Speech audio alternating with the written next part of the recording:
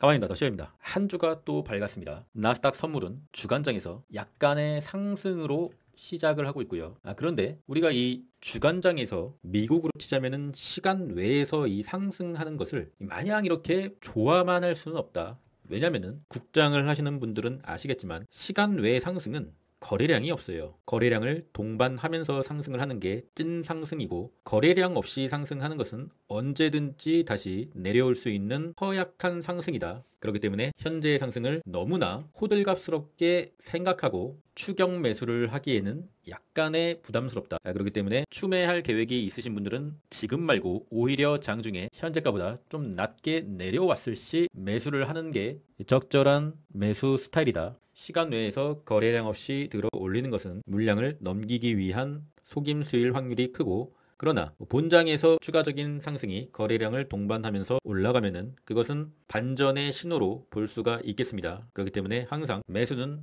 눌림목에서 하는 습관을 길러야 됩니다. 패드와치의 금리 인하표입니다. 최근에는 공포 지수보다 오히려 패드와치의 금리 인하 확률이 시장을 와리가리치는 바로미터로 사용되고 있다. 저번 주 목요일까지만 해도 패드와치의 금리 인하 예상표가 30% 이하까지 내려오면서 시장에 금요일 장 전까지 충격을 주고, 금요일에 70%가 넘어가면서 약간의 나스닥이 반등으로 끝났었죠. 그렇기 때문에 현재는 이 반등 그리고 주간장 상승이 패드와치의 금리 인하 예상표인 이 70%를 시장에 반영을 한 것이다. 그렇기 때문에 여기서 추가적으로 더 오른다고 하려고 한다고 하면 금리 인하 예상치가 한 80% 정도는 더 올라줘야 추가적인 나스닥의 찐 반등이 가능하다. 다행인 것은 그래도 나스닥 지수로 봤을 시 이 파란색 선, 여기가 뭐냐면 나스닥의 월봉으로 봤을 시 이 파란색 선입니다. 월봉의 5월선, 여기가 무너져서 11월이 마감할 시 전달에 양봉 캔들보다 음봉 캔들이 더 크다는 얘기니까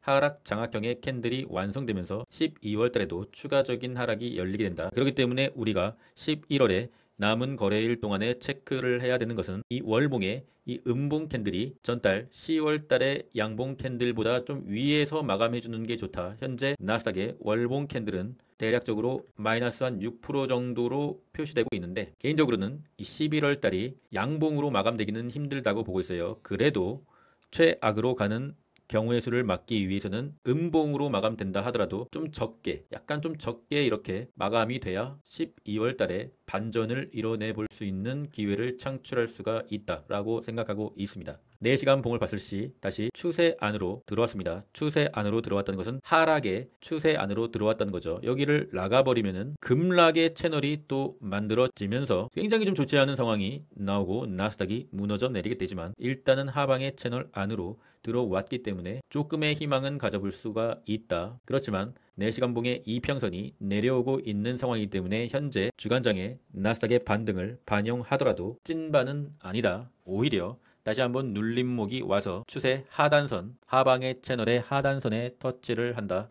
그러면은 차라리 여기서 매수를 하는 것이 좋지, 지금 따라잡으면서 매수를 하는 것은 적절한 매수 타점이 아니다. 그렇다 하더라도 저점 매수한 것은 아직은 좀 가져갈 필요는 있다. 뭔 말인지 아시겠죠? 일단은 공포지수를 현재 적절한 기준으로 참고하기는 쉽지 않은 상황이나 금요일에 5를 보여주고 오른 상황이기 때문에 현재는 이 5를 보여준 금요일 장전의 나스닥 주가가 11월에 최저점이라고 희망 회로를 굴리는 수밖에 없다. 하지만 5를 이탈하고 4나 3으로 공포지수가 내려가면은 어쩔 수가 없습니다. 그때는 또 추가 매수를 하는 수밖에, 끝까지 버티는 매매를 하려고 한다고 하면 그렇게 하면 되고, 단타를 치려고 한다고 하면 뭐 사팔사팔 해야겠죠. 현재 나스닥은 일단은 5월선, 이 파란색 선 안으로 들어와 준 상황이다. 일목균형표를 확실하게 이탈하면서 마감을 할 경우에 나스닥이 진짜 심한 조정인 고점 대비 한 10% 내지 10%가 깨지면은 고점 대비 한 15%까지도 내릴 수 있는 상황에서 구사일생으로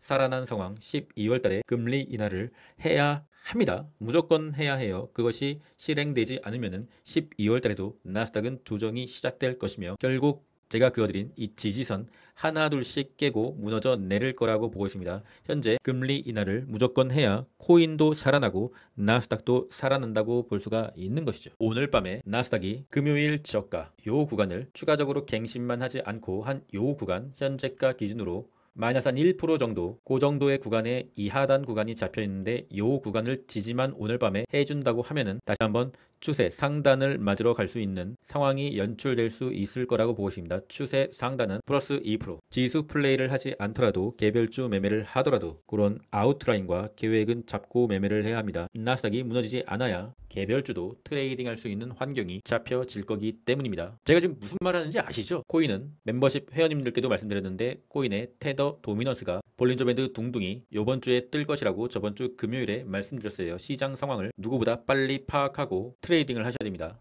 볼린저 밴드 둥둥이 뜨면은 볼린저 밴드 안으로 이렇게 들어와야 됩니다. 그런데 볼린저 밴드 가상의 선을 그어놓으면은 요번 주에 이렇게 현재 월요일 기준인 이렇게 마감이 된다고 하면 다음 주에는 볼린저 밴드 상단선에 맞게 됩니다. 그러면 또 오를 수가 있어요. 그러니까 이번 주에 볼린저 밴드 안으로 들어오는 이런 장대 음봉의 캔들이 테더 도미넌스에서 뜨게 된다고 하면은 코인이 이만큼 반등을 하겠죠. 그러면은 단기 매매자들은 일단 수익을 챙겨야 되겠죠. 이것도 뭔 말인지 아시죠? 뭔 말인지 모르시면 안 됩니다. 일단 코인의 데드캣 바운스 시작이 된 것 같습니다. 비트코인을 보면은 주봉의 볼린저 밴드 하단 둥둥, 하단 둥둥이면은 다시 볼린저 밴드 안으로 들어오는 캔들이 발생되는 거죠. 주봉입니다. 그러면은 트레이딩을 하시는 사람들은 이렇게 그어 놓는 거예요. 주봉에 볼린저 밴드 하단선에 선을 그어 놓는 겁니다. 그러면은 일봉으로 봤을 시 여기 몇 K죠? 90K, 80K 후반에서 90K. 여기가 금주의 데드캣 바운스의 한계선,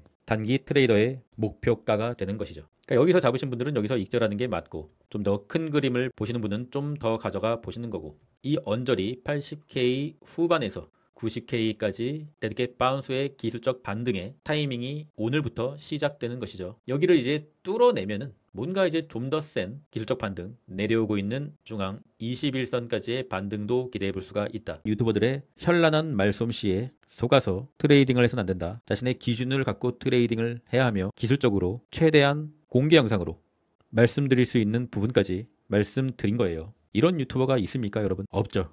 어차피 나스닥이 오르려면은 비트코인이 같이 좀 반등을 해줘야 가능합니다. 게더리움은 아쉽게도 주봉에 볼린저 밴드 하단선을 주간에 터치를 해버렸어요. 좀 아쉽네요. 게더리움의 기술적인 데드캣은 나올 수 있는 구간까지는 일단 나왔다. 현재 게더리움이 뭔가 게더리움 자체 내에서 호재가 추가적으로 나오던가 아니면은 매크로적으로 페드와치의 금리 인하 확률이 한 80%까지 더 오르던가 뭐 그러한 상황이 오면은 추가적으로 이 상승이 데드캣 바운스에 그치지 않고 모멘텀을 받을 수 있는 환경이 구축이 되겠죠. 그거를 확인하고 트레이딩을 해도 해야 되지 않겠느냐. 일단 주가가 이렇게 수직으로 쫙 내리꽂는 건 없어요. 내리더라도, 내리는 파동이더라도 내려오고 있는 중앙 이평선에 한 번은 이렇게 터치, 쳐내리고 터치, 쳐내리고 터치, 쳐내리고 터치는 한 번 한다. 그런데 그 터치하는 가격을 예상할 수 있는 사람은 전 세계에 아무도 없어요. 터치하는 가격에서 물량을 일부 줄여야 한다고 보고 있습니다. 그리고 돌파하면은 오히려 그때 다시 한번 매수를 추가적으로 하는 게 낫지 않겠느냐.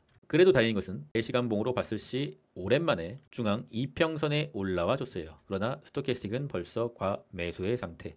저점 매수자들의 차익 실현이 나와야 되는 구간이죠. 그것을 극복하고 중앙 이평선에 다시 한번 내려왔다가 반등을 하면은 요것은 이제 찐 반등인가? 그렇게 말할 수 있는 차트의 상황이 되는 거죠. 뭔 말인지 아시겠죠? 요거를 이해를 해야 더 시저와 같이 갈 수가 있습니다.